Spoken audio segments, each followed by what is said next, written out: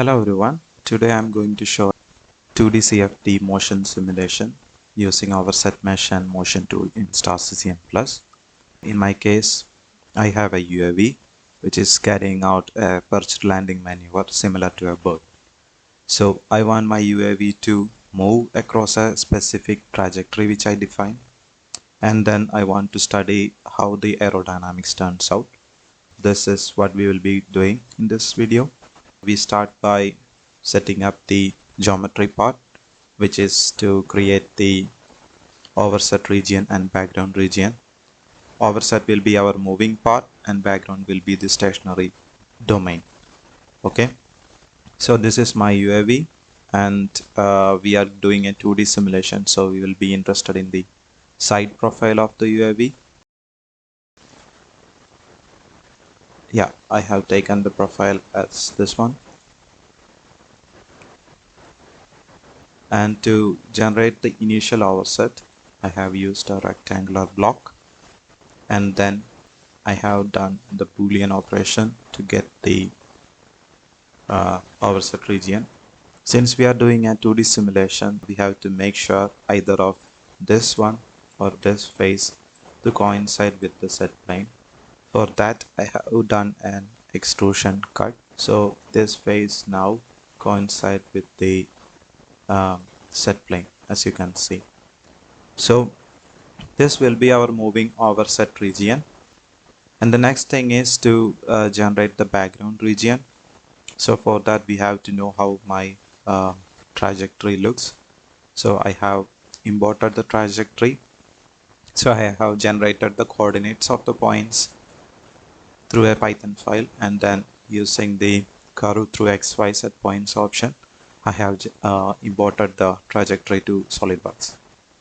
As I mentioned, I'm using SolidWorks to generate the CAD part, and we will be importing the step file into STAR-CCM+.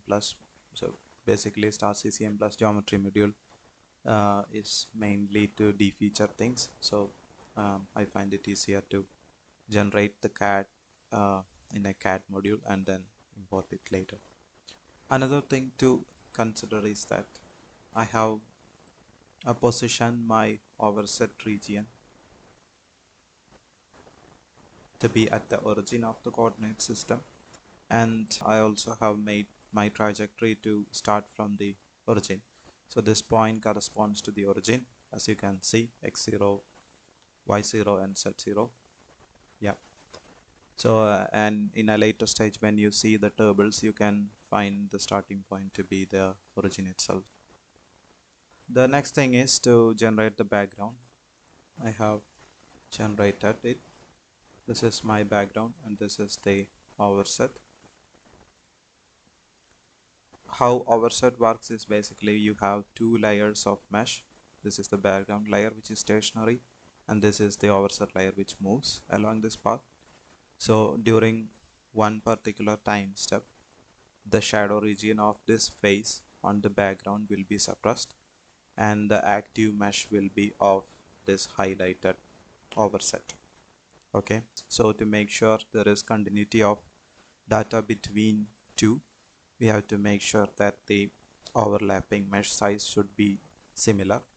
Essentially, this overset and background region is enough for doing the motion simulation, but to make sure the mesh size are similar in the overlap region, I have included a refinement zone which will be used during the meshing part.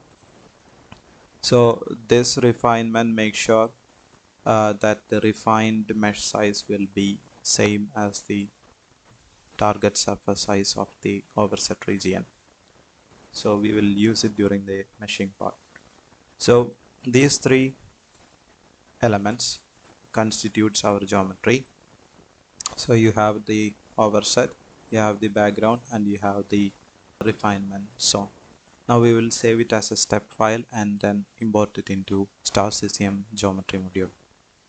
Before we start with STAR-CCM+, we need to generate two tables, one to define the trajectory and one to specify the pitch angle as the UAV moves across the trajectory. So this is called a timetable option. In STAR-CCM+, you have multiple table options to input data in STAR-CCM Plus, and you can find how to use them in the documentation. So here we have defined time step and corresponding position of the UAV. So as you can see, the trajectory starts from the origin, as we have positioned it in the CAD part to coincide with the origin itself. And I'm using 5 milliseconds as the time step, and my landing happens in around 5 seconds. That's 1000 time steps. Okay.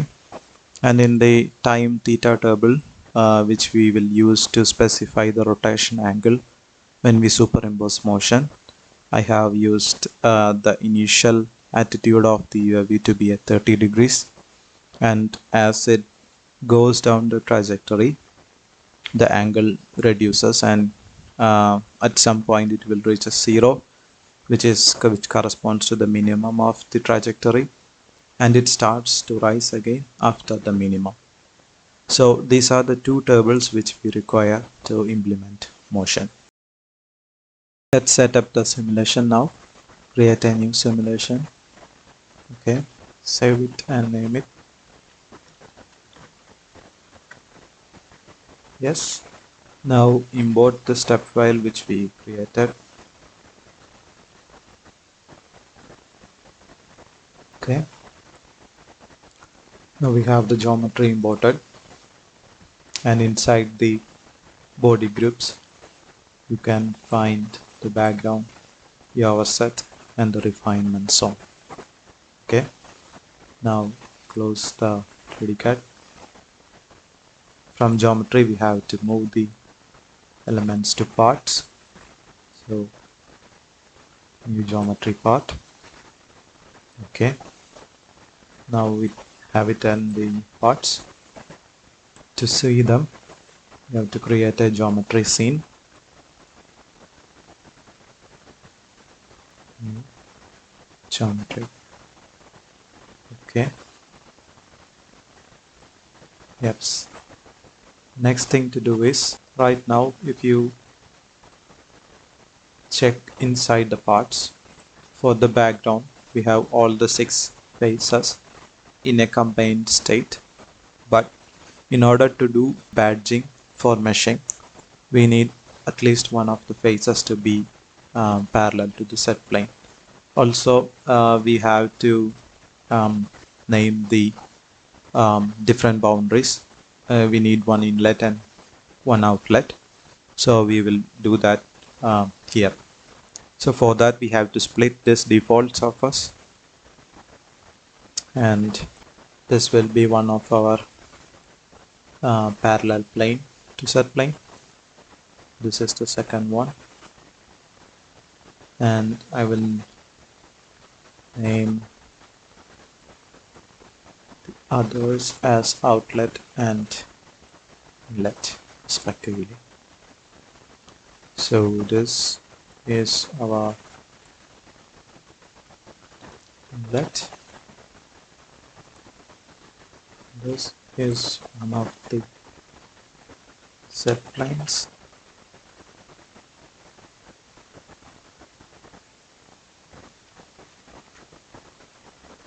and you have the outlet.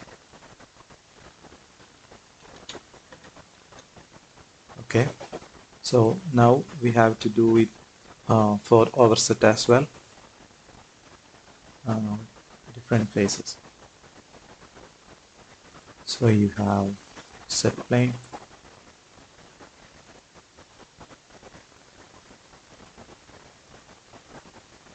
create, create,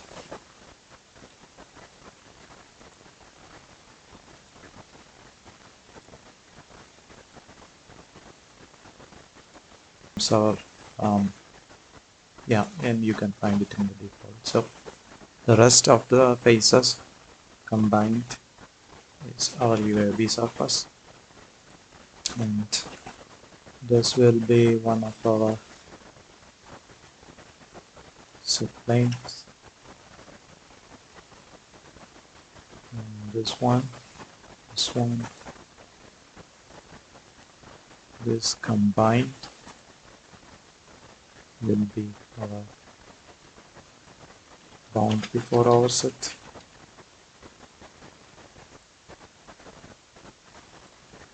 This can be made similar setting. Okay, so now we have the surface split. Next thing to do is to badge it. For that you go to operations, new, mesh, and badge for 2D meshing. Okay, here you have to badge it separately for background and overset. Okay, and if the badging is done, this start symbol will appear. Okay, we can name it as background badge, and you have to do it for overset as well. Go to mesh, badge, overset. Okay, so you have the two stars appear, which means they are badged. So badging is essentially specifying which regions to be used for creating the 2D mesh. Okay, so this is okay. So now we have it badged, and before meshing we have to assign these parts to regions. Okay, so assign parts to regions and create for each part, each part surface, apply, close, and you can find it in the regions. So those two regions combined constitutes our computational domain. Okay, we have the boundaries, inlet and outlet. Okay, so we can change it to a stagnation inlet. So we have stagnant domain and our UAV is moving. Okay, we don't have any external flows coming in, so we can use it. And pressure outlet is used as the outlet condition. Okay, now for this boundary, we will name it as the overset mesh. And UAV is wall. Okay, next thing, we have the two regions and we have to specify an interface between them. So for that, create interface. Okay, so before that we have to do the meshing. So to do the meshing, go to operations, new, and mesh, and you go for automated mesh 2D and use polygonal mesher. Then I will select background first. Okay, now you have the background mesh here, and you do the same for overset.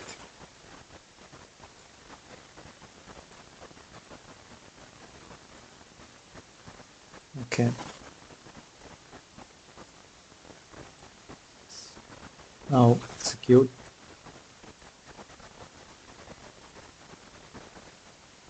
Okay, so the meshing is done. To see the mesh, we have to create another mesh scene. Mesh. Yeah, you can clearly see we need refinement, so we can do that.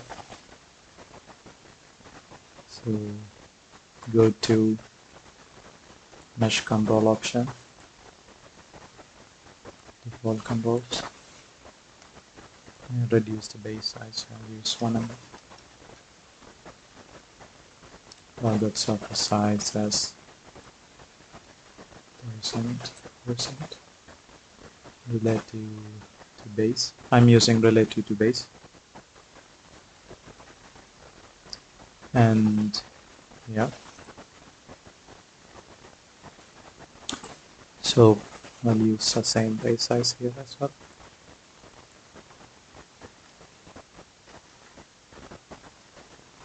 Target surface size 100%. Minimum surface size 10%. and I will make it slow.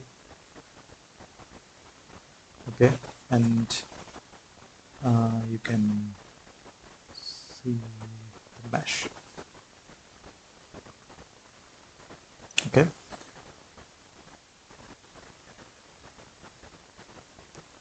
so right now you can see the mesh size is nowhere near similar size, so we have to introduce the refinement. So for that we introduce a custom control in the background mesh. Mm.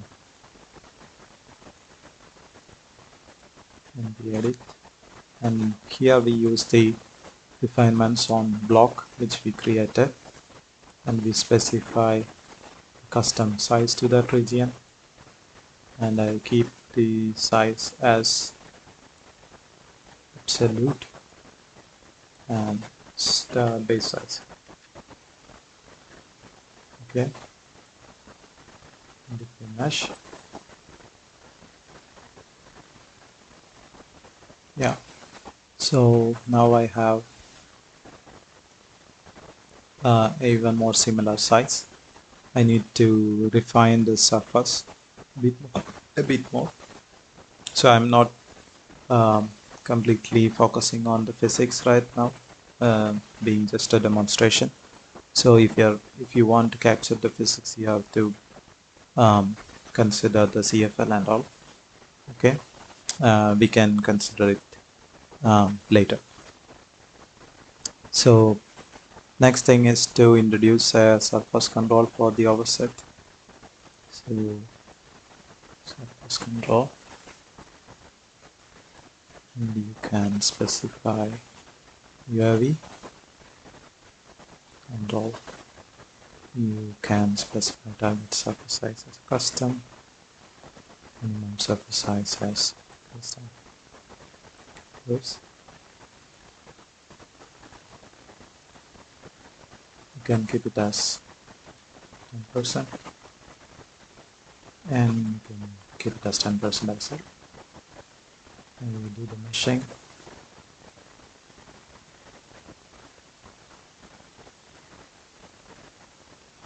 Yeah, now we have a better mesh. Next thing, so we have the mesh ready. Next, we need to create the interface. For that, we have to select these two regions. Right click and create interface, and you can see Overset Mesh. So this creates a Overset Mesh interface. And now if you initialize, you can see here the active mesh is replaced with the Overset Mesh, and the background mesh in this region is right now suppressed. Okay, and this is the overlap region where we have similar size between Overset Mesh and background mesh. Okay, so as we have seen in the table which we created, we have positioned the overset in a 30-degree attitude for the initial time step.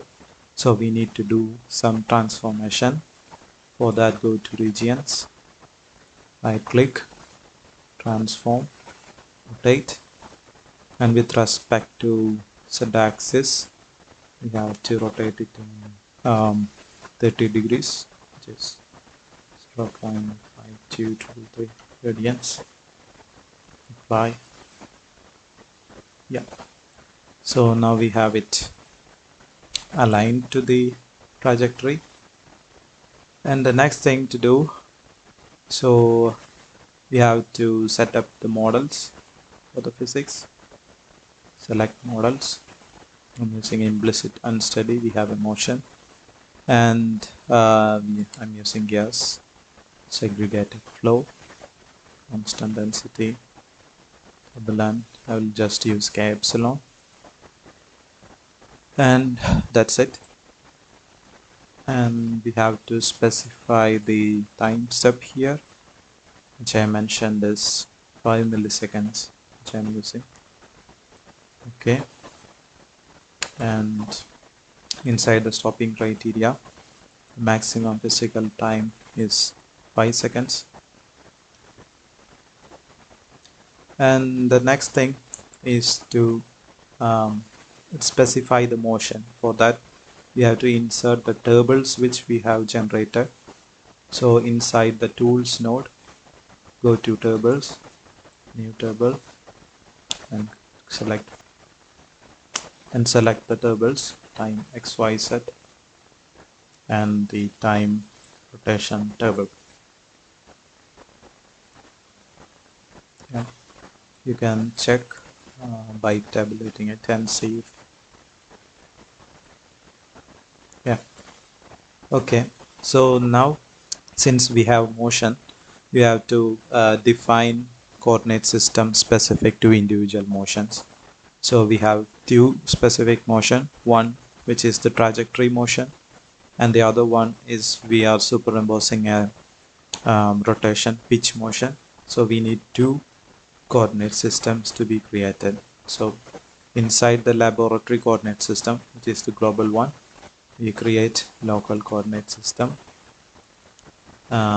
create, close, and we name it as the trajectory. Okay, and inside the trajectory coordinate system we will be superimposing a rotation. So we create another subcoordinate system and we name it as the pitch coordinate system. Okay, so now we have the coordinate systems ready, and the next thing is to create motions. So inside motion, select new and create trajectory motion. So if you double click, you can see the reference coordinate system is laboratory and the managed coordinate system is the moving coordinate system. So we specify trajectory and the method is right now table XYZ.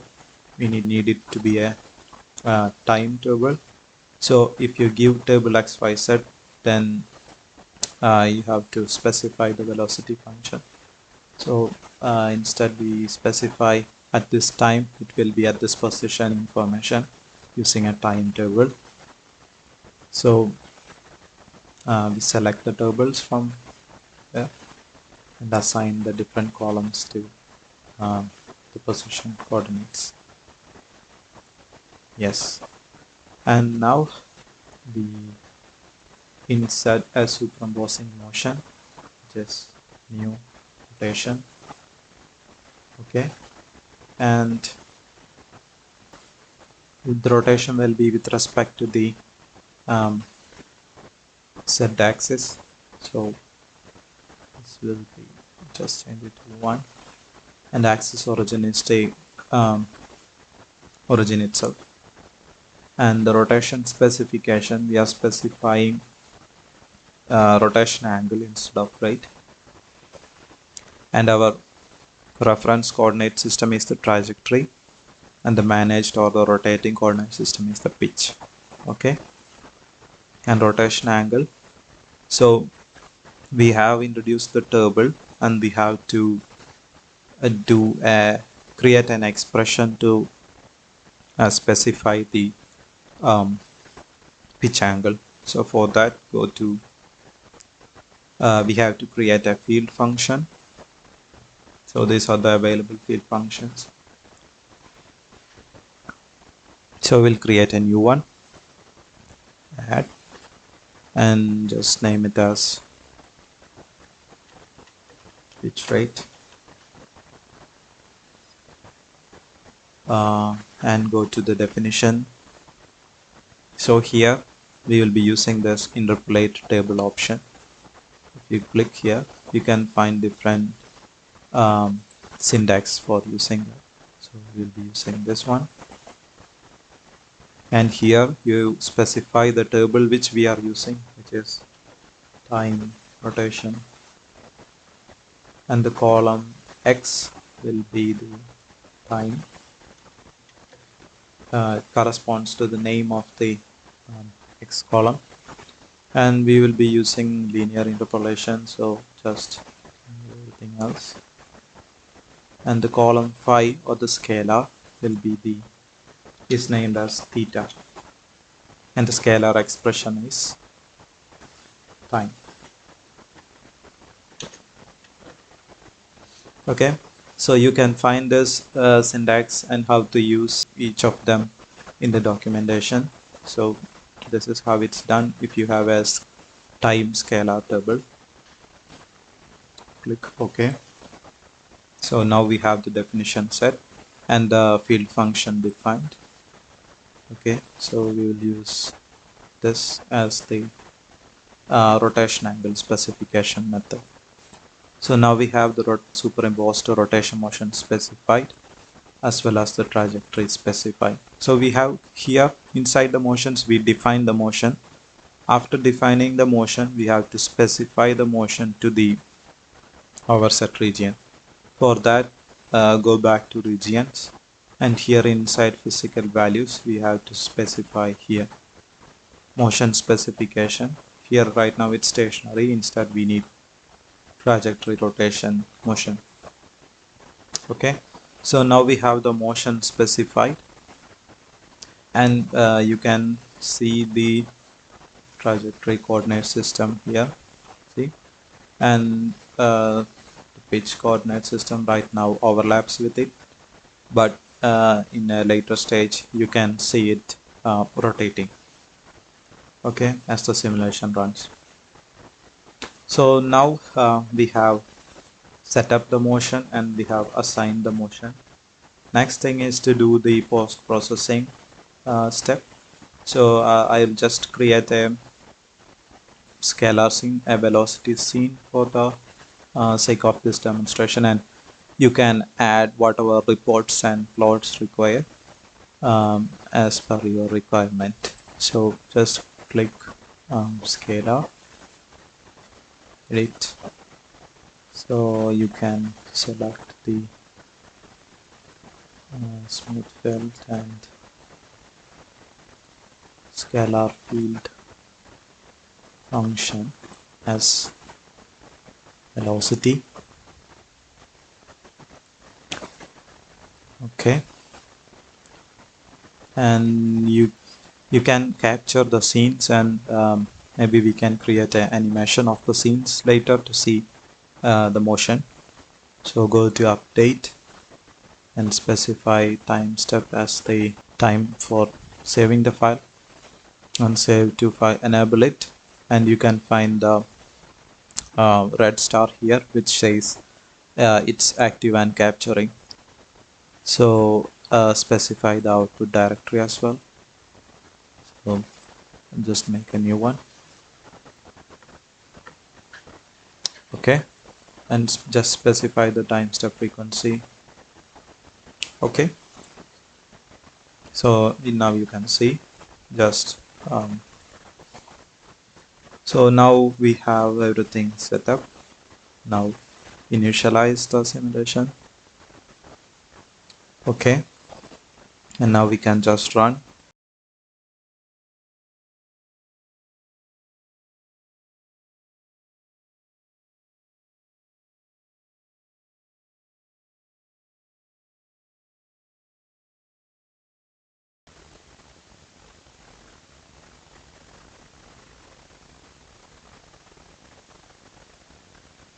Okay, so we have our simulation done. We will create an animation of the scenes captured and see how it turns out.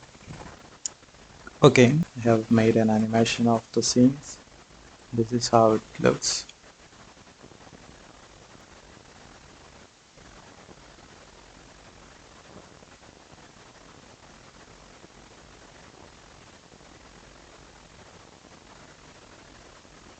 It starts to level and then starts to pitch again.